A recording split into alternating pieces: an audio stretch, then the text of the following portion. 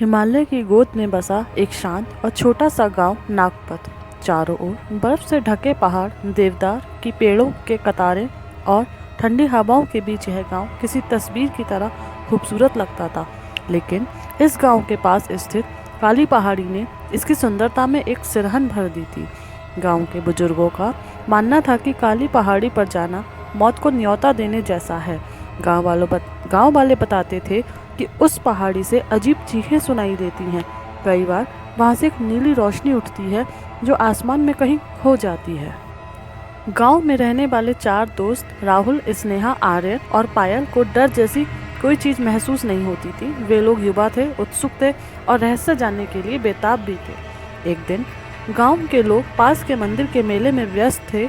चारों ने काली पहाड़ी की ओर जाने का फैसला किया। गांव के बुजुर्ग रामलाल काका ने उन्हें समझाने की कोशिश की, बच्चों वहां मत जाओ, जो गया वह वापस लौटकर नहीं आया। यह पहाड़ी श्रापित है, इसलिए तुम वहां ना जाओ। लेकिन चारों ने इसे महज एक कहानी समझा। उसके लिए यह सिर्फ रोमांच का एक मौका था। रात का समय था, चांदनी फैली हुई थी, लेकिन काली पहाड़ी की छाया में अंधेरा घना लग रहा था। चारों दोस्तों ने अपने साथ टॉर्च, रस्सी और थोड़ा खाना लिया और पहाड़ी की ओर बढ़ गए। जैसे जैसे वे पहाड़ी की तरफ बढ़ते गए, रास्ता और डरावना होने लगा। ठंडी हवा के साथ अजीब सरसराहट सुनाई दे रही थी। पायल ने चुप्पी तोड़ी, क्या यह सही में सुरक्षित है? मुझे लगता है हमें लौट जाना चाहिए। राहुल ने हंसते हुए कहा, डरपोक मत बनो, यह सब मन का वहम है। लेकिन जल्द ही उन्हें एहसास हुआ कि यह सिर्फ उनका वहम नहीं था। रास्ते में उन्हें एक बूढ़ा साधु मिला। उसकी आंखों में डर और चेहरे पर गंभीरता थी। उसने उन्हें रोका और कहा, इस पहाड़ी पर जो भी गया वह लौटकर नहीं आया। वहाँ मौत ही मौत है। तुम सब अपने घर लौट जाओ। स्नेहा ने थोड़ा झिझकते हुए पूछा, पर ऐसा क्यों बाबा, वहाँ क्या है?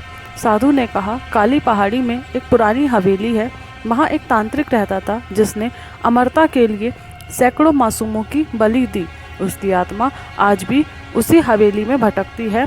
वहाँ जाओगे तो वहाँ मौत निश्चित है। राहुल ने यह सब मजाक समझा और साधु की बातों को अनसुना कर दिया।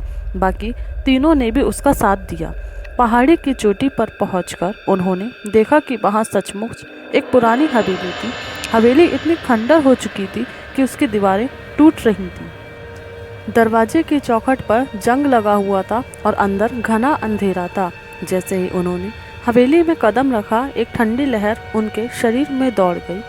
अंदर की दीवारों पर अजीब चित्र बने हुए थे जो शायद किसी तांत्रिक अनुष्ठान के थे। हवा में एक अजीब गंध थी, जैसे कुछ सड़ रहा हो। पायल को एक कोने में एक पुरानी किताब मिली। उस पर खून के धब्बे थे। उसने डरते डरते उसे उठाया। किताब में कुछ संस्कृत में लिखा था। आर्यन ने जोर से पढ़ा, जो इस किताब को छूता है वह अभिशप्त हो जाता है, मौत उसकी परछाई बन जाती है। पायल ने किताब को फेंक दिया, लेकिन राहुल ने उसे खोलने का फैसला किया। जैसे ही उसने पहला पन्ना पलटा, हवेली के सारे दरवाजे और खिड़कियां अपने आप बंद हो गई। हवेली के अंदर अचानक तेज हवाएं चलने लगी। ऐसा लगा जैसे कोई अदृश्य शक्ति वहां मौजूद है। पायल ने चिल्लाकर कहा, हमसे कोई गलती हो गई है, हमें यहाँ नहीं आना चाहिए था। उसी वक्त पायल को लगा कि किसी ने उसको कंधे से पकड़ लिया है। जब बाकी तीनों ने उसकी ओर देखा तो वह हवा में ऊपर उठ रही थी। उसके शरीर पर गहरे निशान बनने लगे, जैसे किसी ने उसे खरोच दिया हो। आर्यन ने हिम्मत करके पायल को नीचे खींचा।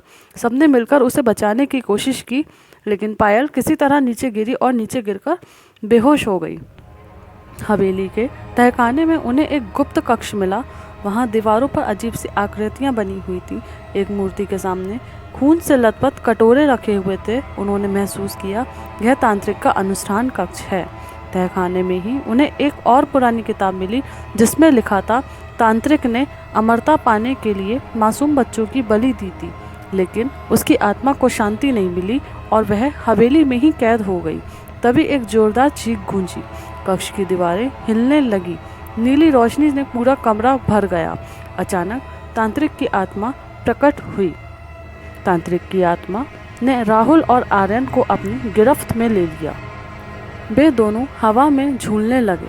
आत्मा ने कहा, तुमने मेरे कक्ष में घुसने की जुर्रत की है, अब तुम सब मरोगे। स्नेहा और पायल ने किसी तरह अपने दोस्तों को बचाने की कोशिश की।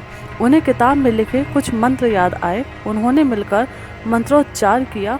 आत्मा कमज़ोर पड़ने लगी, लेकिन पूरी तरह ख़त्म नहीं हुई।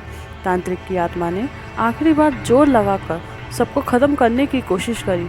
पायल ने अपनी जान की कुर्बानी देते हुए आत्मा को एक मंत्र में बांध दिया। सुबह के उजाले में राहुल और स्नेहा किसी तरह हवेली से बाहर निकले। पायल और आर्यन अब उनके साथ नहीं थे। यह घटना उनके लिए एक खौफनाक अनुभव बन गई। काली पहाड़ी पर आज भी कोई नहीं जाता। हवेली अब भी वहीं खड़ी है, रहस्य और डर का प्रतीक बनकर।